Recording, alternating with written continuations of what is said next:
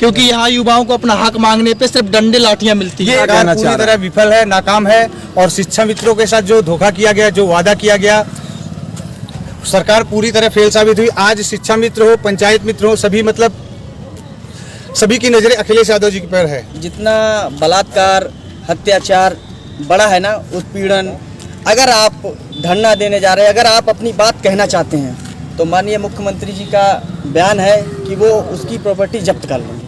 Bharatiya Janata party संविधान को बिल्कुल नहीं मानती है, बिल्कुल संविधान के उलट काम करती है।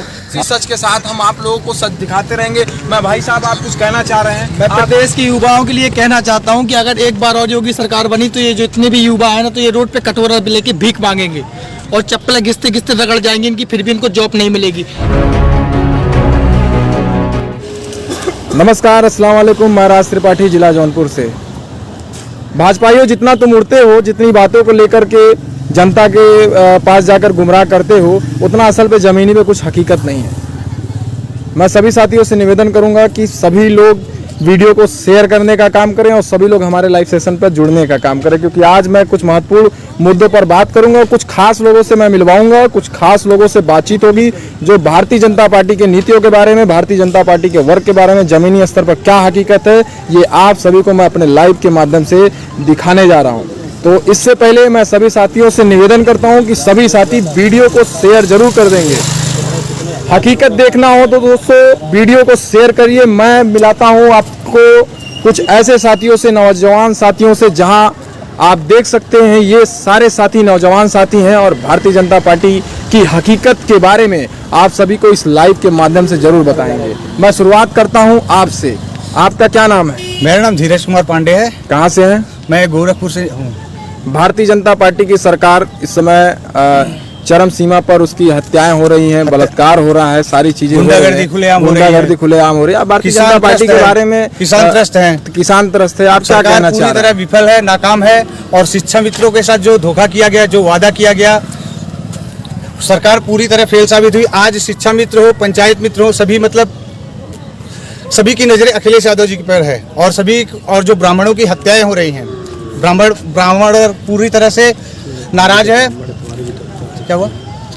ब्राह्मण वर्ग पूरी तरह से नाराज है और सभी का यही उद्देश्य है, सभी यही सोचते हैं। ये बताइए, भारतीय जनता पार्टी ने जमीनी पर क्या काम किया है? अगर काम किया है कुछ वो बताइए, नहीं काम किया तो वो लखनऊ से आ रहा हूँ और लखनऊ में देखिए काम हुआ है, लखनऊ में हुआ है। सड़कों पे सड़क है, मेट्रो है, जो कुछ भी अखिलेश यादव जी की देन है ना जी। एक्सप्रेस वे हुआ, अभी एक्सप्रेस, मैं इस सैफई से बोल रहा हूँ, सैफई इटावा पहुंचा हूँ और यहाँ पे एक्सप्रेस वे होते हुए आया हूँ। देश का सबसे शक्तिशाली एक्सप्रेस वे जो और सबसे लंबा एक्सप्रेस वे जो अखिलेश यादव जी ने बनाया है जी। बस आप क्या कहना चाहते हैं भारतीय जनता पार्टी की नीतियों के बारे में? जी, मैं ये बताना चाहता हूँ कि जिस तरीके से किसान का उत्पीड़न हुआ है यहाँ पर, इस देश के अंदर सबसे ज़्यादा आज से, जब से आज़ादी हुई तब से सबसे ज़्यादा उत्पीड़न भाजपा सरकार में हुआ। आज जो किसान है वो रोड पे उतर चुका है, त्राही मची हुई है।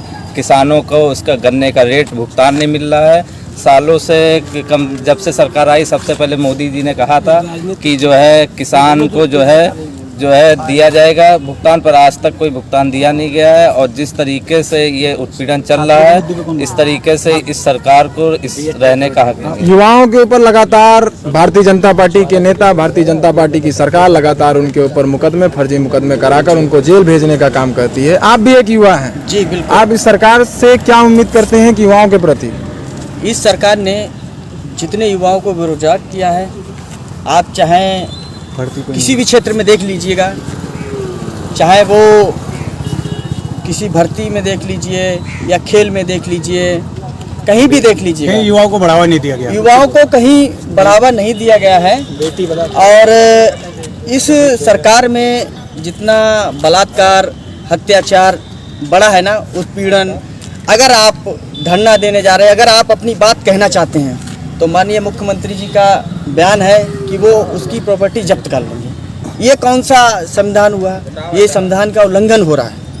ये जो युवा हैं, ये देश का भविष्य है और ऐसा कहते हैं, जिस ओर जवानी चलती उस ओर जमाना चलता है, जिस ओर युवा चलता है उसी ओर भारतीय जनता सरकारें पार्टी चलती क्या संविधान को मानती है? भारतीय जनता पार्टी संविधान को बिल्कुल नहीं मानती है, बिल्कुल संविधान के उलट काम करती है। और मैं बीएड पास हूँ, टेट पास हूँ, और मैं पिछले 2 साल से आप एक शिक्षित व्यक्ति हैं, शिक्षक आप भर्ती बेरोजगार हैं कि बिल्कुल, मैं बेरोजगार हूँ, शिक्षक भर्ती का इंतजार कर रहा हूँ। माननीय योगी जी ने 1.5 लाख शिक्षा मित्रों को बाहर किया था, जो अखिलेश जी ने अपने शासन में फैसला लिया था।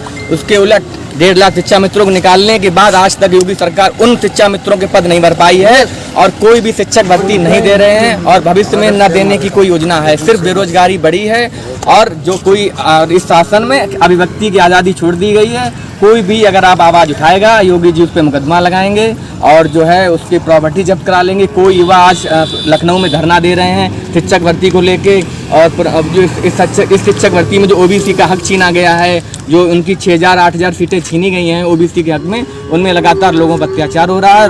और योगी भाजपा की सरकार बिल्कुल विफल है इन मुद्दों पे, और बिल्कुल हम लोग इनको हटाएंगे। और इस बार आपने देखा होगा कि जिला पंचायत का चुनाव और ब्लॉक प्रमुखी के चुनाव में भारतीय जनता पार्टी ने जिस तरीके से गुंडई से चुनाव जीतने का काम किया है, क्या कितना सही है ये? देखिए, मैं शैलेन सिंह सनी बात कर रहा हूँ फर्रुखाबाद से। जैसा कि आप लोगों ने देखा है, इस पंचायत चुनाव में लगभग 3500 से ज़्यादा समाजवादी पार्टी की सीटों में विजय प्राप्त हुआ है, जबकि भाजपा सिर्फ 800 सीटों पे जीत पाई।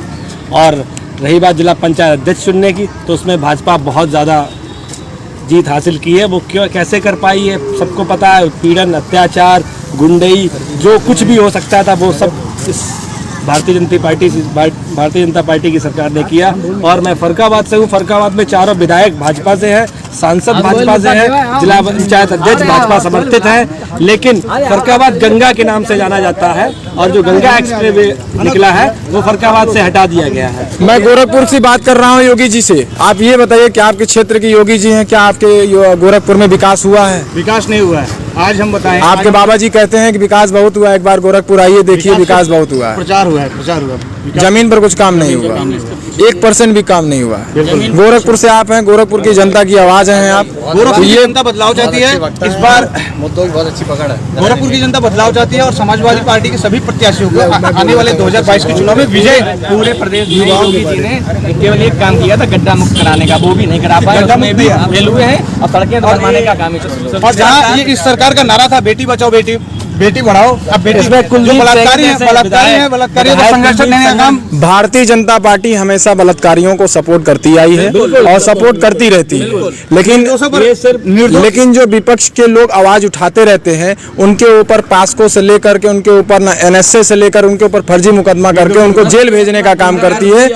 ब्राह्मणों की हत्या हो रही है, युवा बेरोजगार हैं, ब्राह्मणों की नौकरी मांगेंगे उसको योगी जी क्या यादवों की भी हत्या नहीं हुई सरकार में? हो रही है। दलितों की हत्या नहीं हुई, हो रही है। मुसलमानों की हत्या नहीं हुई, क्या मोब लिंचिंग नहीं हुई है? सब कुछ हुआ है इस सरकार में। पिछली सरकार से कितने ज्यादा आप बताना चाहेंगे, कितने ज्यादा यहाँ पे हत्याएं हुई हैं? भ्रष्ट है, तानाशाही है, और ये तानाशाही समाप्त हो जाएगी। आप किसान यूनियन से जुड़े हैं साहब, आप बताइए किसानों को लेकर के अब तक सरकार घुटने टेक क्यों नहीं रही है? अब ये देख लीजिए कि आपसे कुछ छुपा नहीं, जनता से कुछ छुपा नहीं है। किसान रोड पे आ चुका है, भुखमरी का शिकार हो चुका है, उसके घर में खाने को नहीं है। इस वजह से आप दिल्ली पे देख लीजिए, बॉर्डर पे कल सांसद भवन के बाहर किसान पहुंच चुके हैं, और वो 3 बिल जो हैं जो सरकार ने दिए हैं उसको हटाने का काम किसान करेगा। अगर ये काम नहीं हुआ तो इस बार किसान खुद उतर जाएगा जमीन पर, और इस सरकार को बिल्कुल यहाँ से हटाने का काम करेगा। और कभी यहाँ पे आने का कभी सोच नहीं सकते हैं, क्योंकि किसान अब जाग चुका है, उससे उत्पीड़न बहुत हो चुका है। मैं दिखाना चाह रहा हूँ, ये सच्चाई है दोस्तों। भारतीय जनता पार्टी के सभी तमाम दलालों से मैं कहना चाह रहा हूँ, ये हकीकत है। ये हकीकत मैं आप लोगों को, इतने तमाम जो लोग हमारे साथी भाई आप देख रहे हैं, ये हकीकत है, मैं आपको दिखाना चाह रहा हूँ। ये जो बयां कर रहे हैं, ये सच बयां कर रहे हैं, और शायद आप लोगों को सच हजम नहीं होता है, और इसी सच के साथ हम आप लोगों को सच दिखाते रहेंगे। मैं भाई साहब, आप कुछ कहना चाह रहे हैं? मैं प्रदेश के युवाओं के लिए कहना चाहता हूं कि अगर एक बार और योगी सरकार बनी तो ये जो इतने भी युवा है ना, तो ये रोड पे कटोरा लेके भीख मांगेंगे, और चप्पल घिसते घिसते रगड़ जाएंगे इनकी, फिर भी इनको जॉब नहीं मिलेगी, क्योंकि यहाँ युवाओं को अपना हक मांगने पे सिर्फ डंडे लाठियां मिलती है। ये एक बेरोजगार की दर्द है। कुंभकर्ण से भी ज्यादा अगर कोई सोया हुआ है तो वो ओबीसी वर्ग के लोग सोए हुए हैं। एक बेरोजगार का दर्द है। योगी जी आपको सुनना पड़ेगा, अगर आप नहीं सुन सकते हैं तो नैतिकता के आधार पर अपने पद से इस्तीफा दे दीजिए और आप जाइए इस्तीफा मत दे कराइए। 2022 में आपको सरकार चलाने का उत्तर कोई प्रदेश की अधिकार जनता नहीं है। इनको कुर्सी से उतार के जरूर फेंक देगी। हमारी समाजवादी पार्टी सरकार ने 17 लाख लैपटॉप बांटने का काम देखिए किया था। हम युवा किसानों से भी मरवा दिए साहब बहुत सी पब्लिक, इतने साल हो गए सारी पब्लिक को मारे हैं, आपने कोई व्यवस्था नहीं बना पाई।